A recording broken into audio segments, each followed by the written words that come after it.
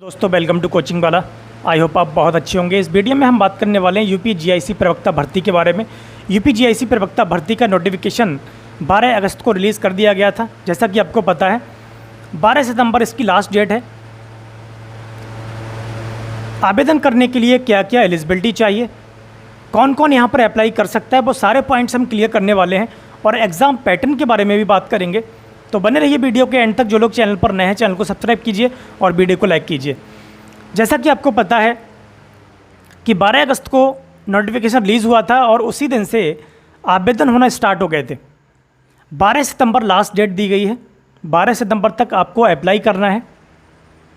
अब इसमें कौन कौन अप्लाई कर पाएंगे, देखिए यूपी जीआईसी के लिए जैसा कि आपको पता है कि टीजीटी पीजीटी जो एडेड कॉलेज के लिए या एडेड स्कूल के लिए जो होता है, टीजीटी के लिए उसमें 4600 का ग्रेड होता है और एलटी ग्रेड के लिए उसमें 4800 का ग्रेड पे होता है।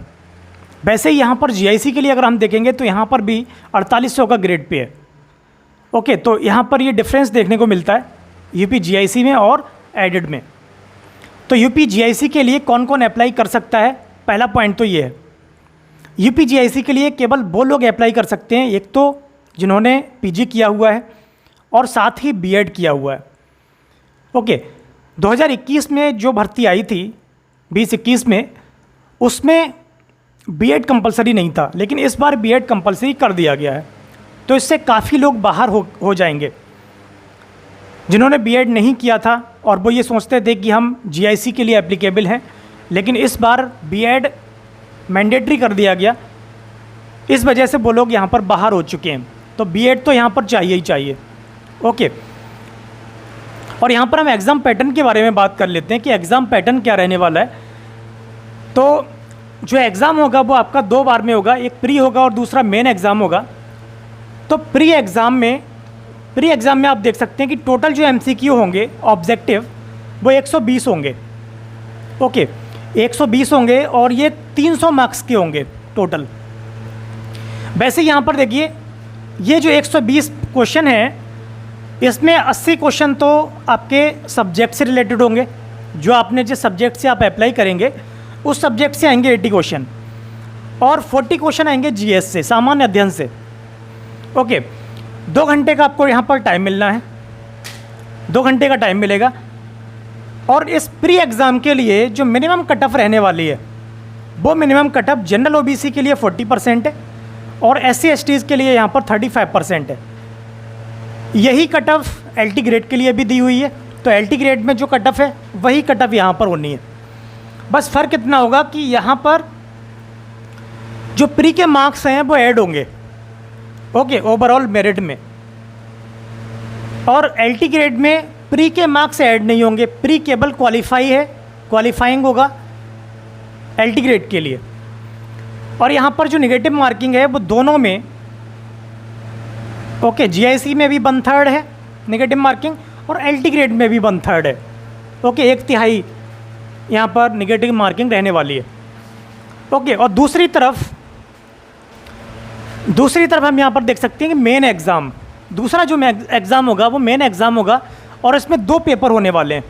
पहला पेपर जो कि सामान्य हिंदी और निबंध से होगा, जिसमें सामान्य हिंदी में व्याकरण वगैरह आएगी और ये 50 नंबर का होगा। निबंध 50 नंबर का होगा।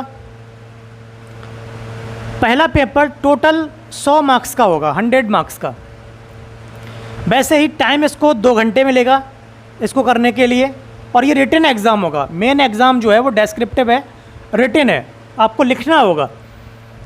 पेपर सेकंड में जो होगा आपका 300 मार्क्स का, और ये आपका ऑप्शनल सब्जेक्ट, जिस सब्जेक्ट से आप अप्लाई करने वाले हैं उस सब्जेक्ट से आपको 20 क्वेश्चन आएंगे टोटल आपको 20 क्वेश्चन लिखना है। और उन 20 क्वेश्चंस में 5 क्वेश्चंस प्रत्येक 25 मार्क्स का 250 शब्दों में लिखना है।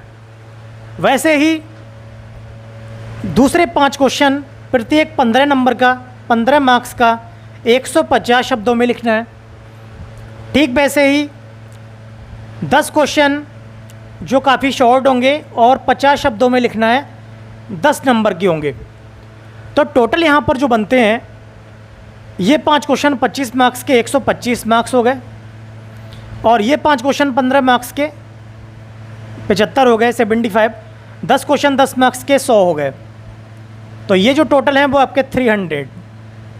ओके, तो 300 मार्क्स का आपका हो गया ऑप्शनल सब्जेक्ट, और टोटल बनेगा आपका जो मेन एग्ज़ाम है वो बनेगा आपका 400 का।